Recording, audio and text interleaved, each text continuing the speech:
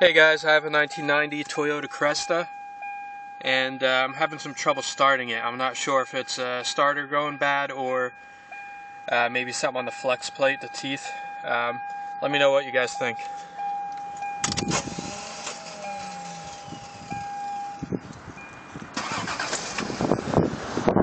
There it goes. It caught the second time, but as you could hear the first time, it made a spinning noise, kind of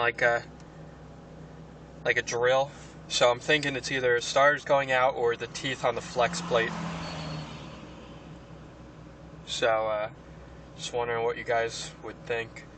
It just happened once this time on the video, but it's probably the third time today that it's happened. So something is going bad.